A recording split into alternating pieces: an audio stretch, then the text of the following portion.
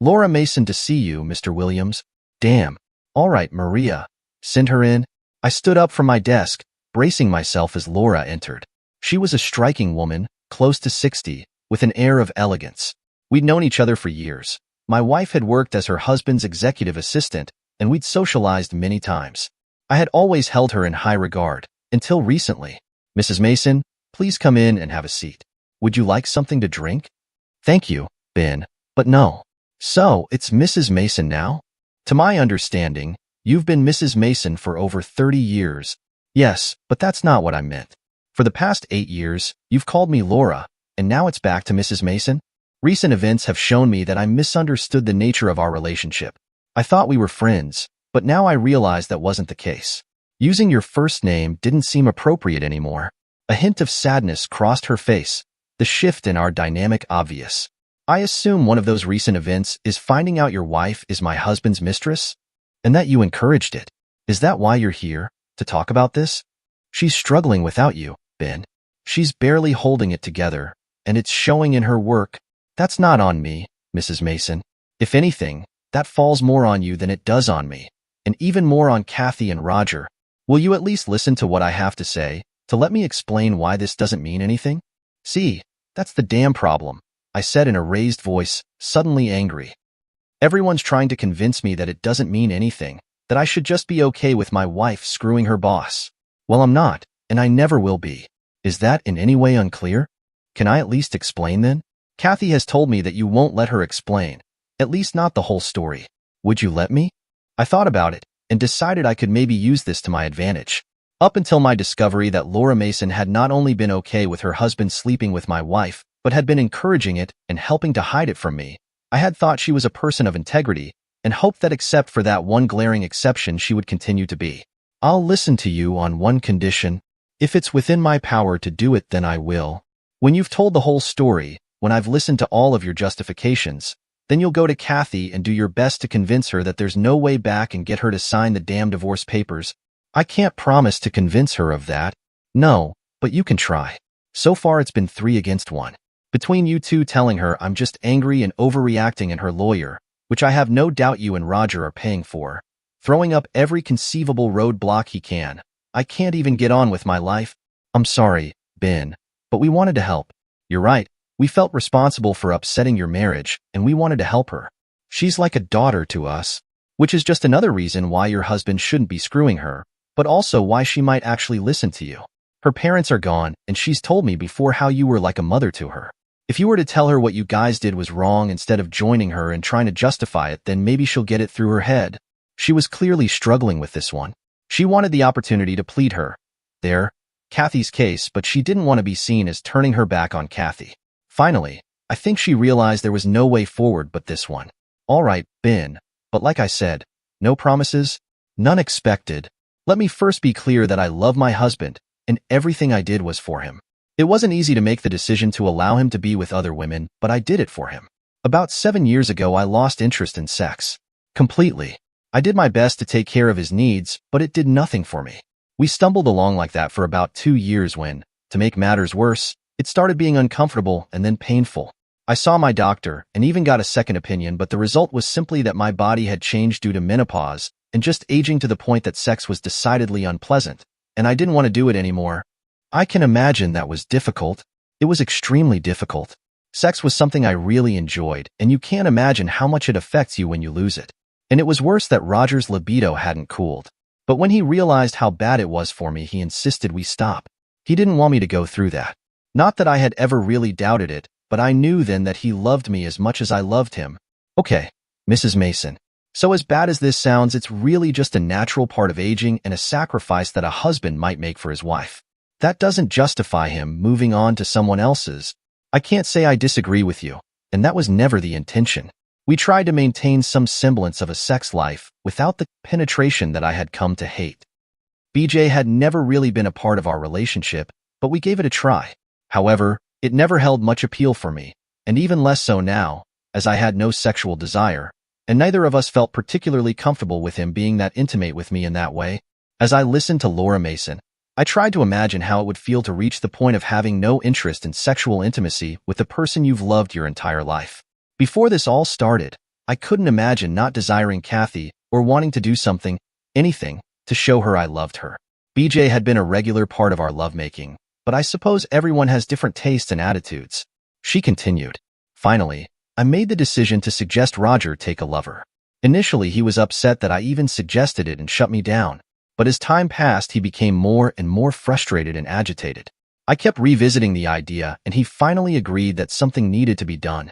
At first, we tried trying traditional dating services, hoping to find someone steady, but that didn't work. We should have realized that those people were looking for permanent, long-term relationships, not the chance to be someone's mistress. So we tried a couple of those sites set up for just, what's the vernacular, hookups? But that didn't really go well either. The women seemed pretty casual, and we realized they weren't very selective, so we couldn't be sure what we'd be getting into. As a last resort, we found a website that was set up for sugar daddy type arrangements. We actually met one very nice young woman, and that worked out well for about 6 months before she met someone special and bowed out. They got married and just had a child. That's great for them, Mrs. Mason. I'm happy for them, really. But can we get to the point here? I'm almost there. I wanted you to understand that we tried every other means we could think of to solve our problem, except Roger just accepting that the sexual part of his life was basically over, I said, more sarcastically than I intended. Actually, as I said, that was the first thing we tried, but Roger got agitated and snappy. Now, Kathy was aware of what we were doing and even assisted us, and by that I mean she made dinner reservations for Roger and his dates, gave him dating tips, things like that. As I said, she was like a daughter to us and we were all very close, so we talked to her about it and the problems we were having. She was the one that actually suggested the sugar daddy arrangement, and we even tried it again. But the second woman we met decided that she was going to try and blackmail us by threatening to go public about what we were doing unless we paid her a huge sum of money. She was naive and dealt with, but it turned us off to that arrangement. This, I'm sorry to say, is where Kathy stepped in, or laid on her back? She ignored my pithy comment. We were brainstorming ideas and she was the one that suggested perhaps we could find a married woman, one who was in an open marriage of some kind, or perhaps one whose husband traveled a lot and left her alone. Basically, a woman that was available for sex but wouldn't need Roger for anything else, and who wouldn't want things made public either. I imagine that proved difficult to find. It was, I'm afraid. Perhaps people who were in different social circles than us would have had more luck, but we simply couldn't find anyone. Kathy made discreet inquiries, but had no success. Roger resorted to some anonymous experiences while this was going on, but took little satisfaction from them. He was never one for going from woman to woman, even when we met. He wanted just one, and finally Kathy suggested that she be the one to fulfill that role. So it was her idea? Yes, but that was what she did. What Roger had hired her for all those years ago. She was a problem solver. Most of our efforts were driven by her ideas. Roger and I hadn't the foggiest idea what to do. She insisted that this was the only solution. She would never try to blackmail us by threatening publicity. She was in a very happy marriage, so she would never want more from Roger. And the final argument was that she and Roger loved each other. Not like you and she or he and I, but they had worked together for years and were very close. Except for her being married to a man that wouldn't be okay with it. It all sounds so perfectly logical. It was very logical. As it was, they spent a lot of time together over the normal course of business. They already traveled together for work, as you know, and she already spent a lot of time in his office. The key, we realized, was to not alter those things in any way. Any liaisons they would have to occur during the time they were normally together anyway. She couldn't suddenly start staying later or coming to work earlier. They couldn't go out to motels for a long lunch. Christ, this was meticulously planned. All with the goal of deceiving me. Deceiving everyone, Ben, but with the goal of you not finding out, yes. Kathy was aware that you were acquainted with the people she worked with. Not friends, exactly, but you knew each other, and we wanted to ensure no one would spill the proverbial beans. So they would be together in his office during the day. When they traveled, they still booked 2 rooms, but she would often spend the evening in his. Did they get their kicks doing it while she was on the phone with me? Please, Ben. I understand that you're hurt, but you're trying to make this more sordid and humiliating than it was. The truth is that she treasured that time on the phone with you. She wouldn't even let him be in the room with her when she spoke with you. It was important to her that she compartmentalize what she was doing with Roger. To her, she was helping her friends solve a problem, and that was all. To her, the true love was with you, and she wouldn't allow him to intrude on that. I'm almost touched to hear that. She loves you to distraction, Ben. She needs you. But anyway, it was working very well until apparently one of the other employees saw something that made him suspicious, and he tipped you off, as I understand it. When you showed up at the office, no one even tried to stop you when you walked into his office and caught them on the couch. I'm ashamed to say we were initially disappointed and angry at the lack of loyalty the staff showed before we realized how hypocritical that was. Indeed. A wife that's cheating on her husband and a boss and his wife encouraging her to do so being upset over a lack of loyalty. That is ironic. It wasn't long before we realized that. And you basically know the story since then. You refused to speak with her and tossed her out of the house. It was mine when we met, so I sure as hell wasn't leaving. You wouldn't give her a chance to explain. She came home to you packing her things, and you wouldn't listen? Or so she said. You just quietly packed her stuff and set the suitcases outside. Apparently you said 5 words the entire time. You'll hear from my attorney. That's pretty accurate. She didn't understand. As far as you knew, this could have been the first time, and she couldn't understand why you wouldn't listen. Of course, she didn't realize all of the planning and investigation you had done leading up to that day. You spoke to employees of the hotels and found out that her room was rarely used. You spoke to employees of the companies they met with on the road and found out they almost always extended their trips by an extra day so they could be together without feeling rushed. She didn't know you knew almost everything before finally walking in on them that day. I had to know how deep the lies went, but even then it was all circumstantial evidence until I actually saw them together. That's why I hadn't kicked her out before then. Ben, she loves you so much. Isn't there some way to rebuild things? Mrs. Mason, where has Kathy been staying? Staying? Yes, where has she been living since I kicked her the hell out of my house? Where has she been staying? Well, she's been staying with us, right? And are they still screwing? Ben, don't lie to me, please. You should know by now that I probably know more than you think I do. It means nothing. It's a biological function, Ben. They both have strong libidos and rely on sexual release to deal with stress, and this situation has been very stressful. Exactly. So she never once said she was sorry she did it. She was only sorry that I found out. Only sorry that I was hurt. She simply tried to justify what she did and explain how it didn't mean anything and didn't really hurt us. She wasn't spending any more time at work or with Roger than she always had. She was only spending that time differently, and if I could just understand that everything would be fine, but that's the truth. She never offered to stop doing it or quit her job. Her entire effort was geared toward getting me to accept that it meant nothing and to accept it like it was part of her job. And now she's living with the guy she's screwing and his wife, and hasn't bothered to stop the behavior that led to me filing for divorce, even as she tries to convince me to stop the divorce. It's like she's completely delusional. She loves you and believes that you love her enough to believe what she says and be understanding about it. Don't you love her anymore? Mrs. Mason, you've been married a long time. You probably know that love alone can't sustain a marriage.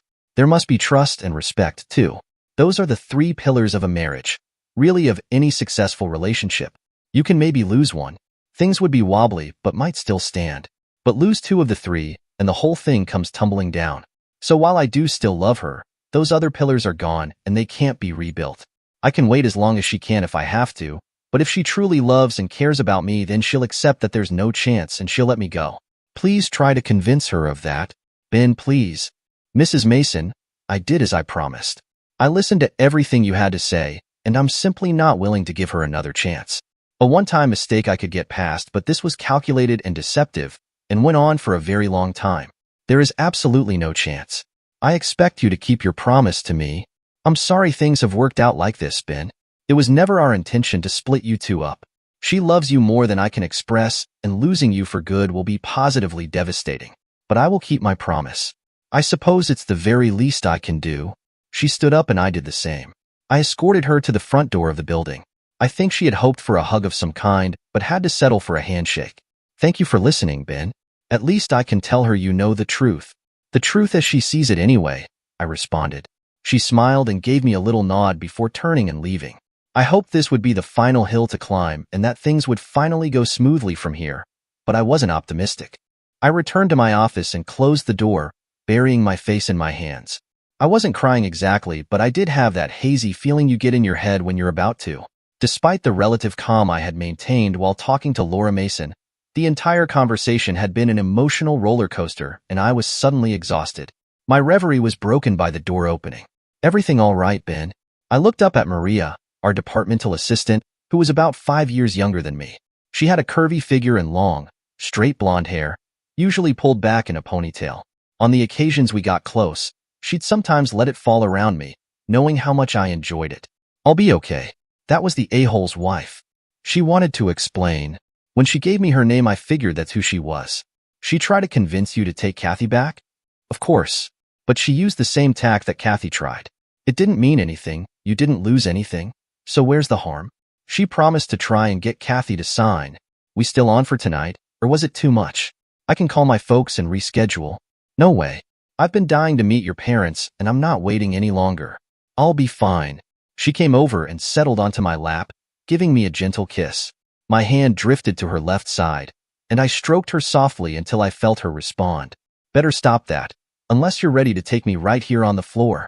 "Don't tempt me," I replied, smiling. "Do you think she'll have any luck getting Kathy to sign the papers? Our wedding date is getting closer every day." "I know, baby, believe me, I know. But even if she doesn't, I can tell the judge is getting tired of the delaying tactics they're using. I don't think it'll be a problem."